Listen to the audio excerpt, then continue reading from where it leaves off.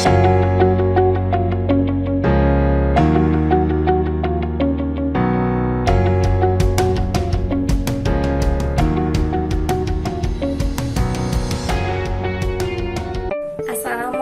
warahmatullahi wabarakatuh. Salam sejahtera bagi kita semua. Semoga kita dalam keadaan sehat walafiat dan dalam lindungan Allah Subhanahu wa taala. Dalam kesempatan ini saya Desi Ratnasari akan menyampaikan materi pelajaran ekonomi, yaitu perdagangan internasional. Dalam bab ini kita akan membahas tentang materi yang pertama, yaitu pengertian perdagangan internasional. Yang kedua, manfaat perdagangan internasional. Yang ketiga, faktor pendorong dan penghambat perdagangan internasional. Dan yang terakhir, kebijakan perdagangan internasional. Berikut penjelasannya. Setiap manusia yang ada di dunia ini tidak akan mampu memenuhi kebutuhan hidupnya secara sendiri tanpa bantuan orang lain.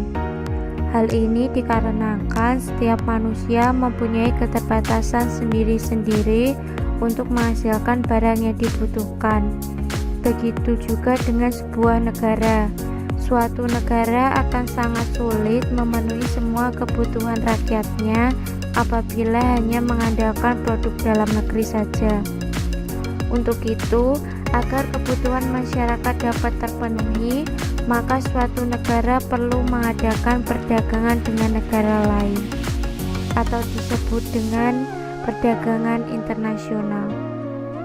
Perdagangan internasional sebenarnya sudah ada sejak dahulu, tetapi masih dalam ruang lingkup dan jumlahnya terbatas,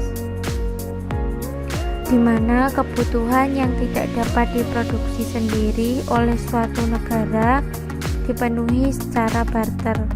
Kondisi itu terjadi karena setiap negara dengan negara lain memiliki perbedaan, antara lain kandungan sumber daya, penguasaan ilmu pengetahuan, kemampuan produksi, pendapatan, selera, transportasi, sosial budaya, dan politik. Pengertian perdagangan internasional. Perdagangan internasional adalah perdagangan yang dilakukan antara dua negara atau lebih yang atas dasar saling menguntungkan. Perdagangan internasional ini dilakukan melalui kegiatan ekspor dan impor. Ekspor adalah kegiatan menjual barang atau jasa dari dalam negeri ke luar negeri, sedangkan impor adalah kegiatan membeli barang dan jasa dari luar negeri ke dalam negeri. Manfaat perdagangan internasional sebagai berikut. 1. Menjalin persahabatan antar negara. 2. Memperoleh barang yang tidak dapat diproduksi di negeri sendiri. 3. Memperoleh keuntungan dari spesialisasi. 4. Memperluas pasar dan menambah keuntungan. 5. Transfer teknologi modern. Selanjutnya yaitu faktor pendorong perdagangan internasional. Ada beberapa faktor pendorong perdagangan internasional yang akan dijelaskan sebagai berikut. 1. Perbedaan sumber daya alam yang dimiliki. Barang kebutuhan yang dapat dihasilkan suatu negara tergantung sumber daya alam yang dimiliki. Perbedaan sumber daya alam juga tergantung pada kondisi suatu wilayah tersebut. 2. Teknologi. Setiap negara memiliki teknologi yang berbeda, sehingga barang yang dihasilkan berbeda pula. Perbedaan-perbedaan inilah yang mendorong kegiatan pertukaran barang antar negara. Perbedaan teknologi tersebut memungkinkan suatu negara untuk mempelajari teknik produksi yang lebih modern dan mengimpor mesin-mesin atau alat-alat yang lebih modern untuk mewujudkan teknik dan cara produksi yang lebih baik. 3. Penghematan biaya produksi. Perdagangan internasional memungkinkan suatu negara memproduksi barang dan jumlah besar sehingga biaya produksi menjadi rendah. 4. Perbedaan selera. Setiap negara dalam memproduksi barang-barang kemungkinan mempunyai kesamaan. Meskipun demikian, setiap negara mempunyai selera yang berbeda-beda. Hal inilah yang mendorong perdagangan antar negara, misalnya yaitu Jepang dan Korea Selatan. Faktor penghambat perdagangan internasional.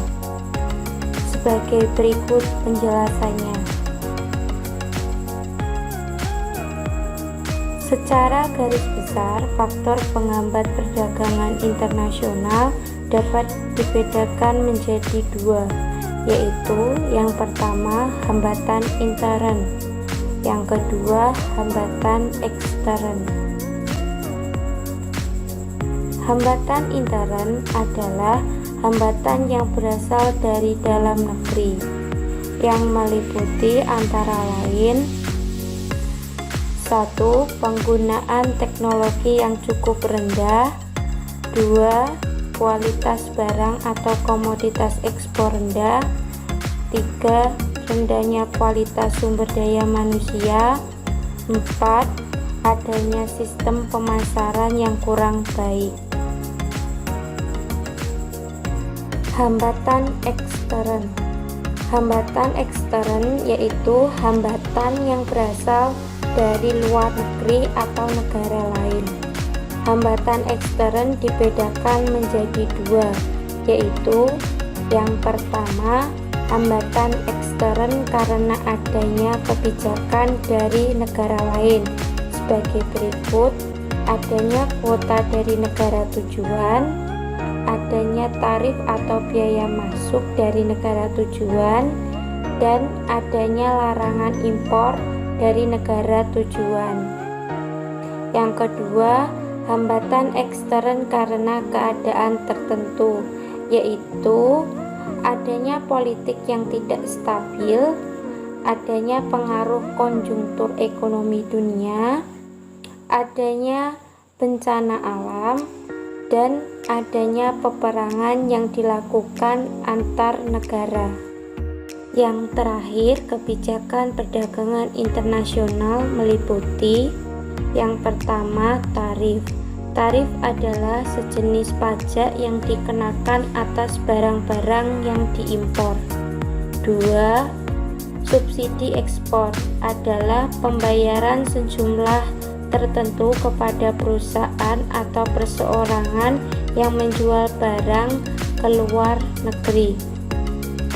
3. Pembatasan impor adalah pembatasan langsung atas jumlah barang yang boleh diimpor.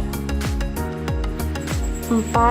Dumping adalah suatu kebijakan diskriminasi harga secara internasional yang dilakukan dengan menjual suatu komoditas di luar negeri dengan harga yang lebih murah dibandingkan dengan pembayaran konsumen di dalam negeri. Sekian dan terima kasih. Semoga materinya bermanfaat bagi kita semua. Wassalamualaikum warahmatullahi wabarakatuh.